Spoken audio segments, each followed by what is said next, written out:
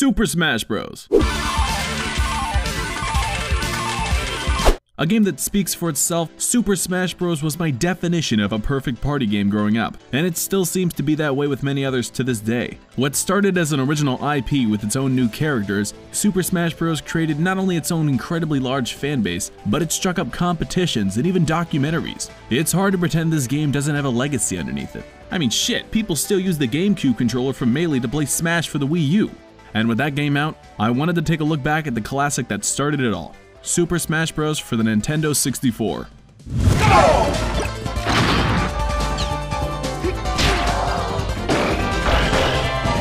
So there's a lot of things that made this game different from other fighters that were out at the time. Unlike a lot of popular fighting games, this game's roster was built off of already existing characters that many people were familiar with from the start. Unlike, say, Street Fighter, where the games begin with a list of people you'd never even heard of before. This also gave me the chance to familiarize myself with some Nintendo characters I never knew about as a kid, such as Captain Falcon or Ness. Super Smash Bros. Also offered 4-player multiplayer, which, for a fighting game, was pretty cool to me. Even though this game was meant to be played with friends, I normally played alone or played classic mode. Speaking of classic mode, that's just about the only option you have for single player, besides playing against computers in the main multiplayer mode. While it was only called one-player game in the N64 version, they all share the same concept of fighting different characters back to back, so I'm going to refer to it as classic mode. Thankfully, to help mix things up, this mode also came with random side missions in between, such as break the target or race to the finish.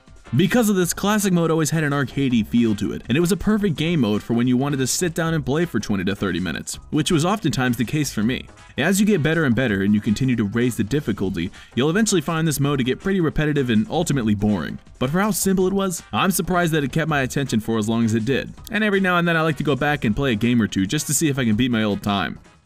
A cool thing this game did, as you've been able to see, was remove the life bar, a common staple in fighting games. Instead of fighting until your opponent was out of health, you fought until they were knocked off the stage. And rather than using a health bar, you had your damage accounted for with percentages that would raise every time you took damage. The higher your percentage, the farther you would fly if you got hit.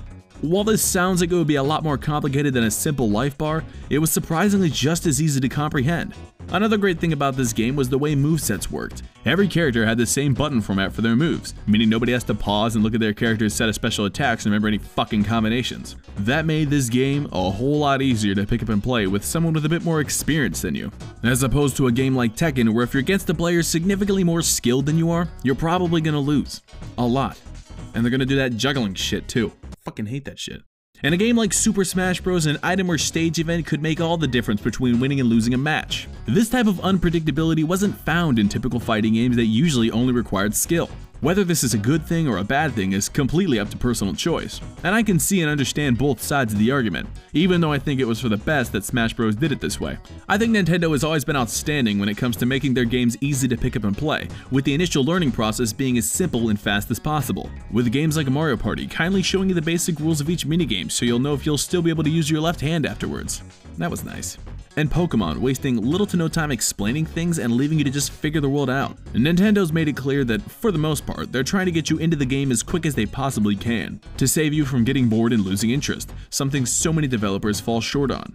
All these things being said, Super Smash Bros. For the N64 is not a perfect fighting game, by any means. In comparison to the more recent titles, it's shown its age, and I'd be a liar if I said that nostalgia isn't blinding me at least a little when I look back at this game. But while the later titles of Smash Bros. Are far superior to the N64 version, I think it's always good to look back at the piece that started it all. With the franchise selling over 23 million copies worldwide, and Melee recognized as the best-selling game on the GameCube, Super Smash Bros. Has left its dent on the industry and the competitive scene around the world. And while I've never been good enough to enter it myself, it's great to see gamers continue to play Smash Bros. In tournaments to this day. For a franchise that wasn't even originally planned to leave Japan, it's came a long way, and now we can only wait to see what's to come in the future for Super Smash Bros.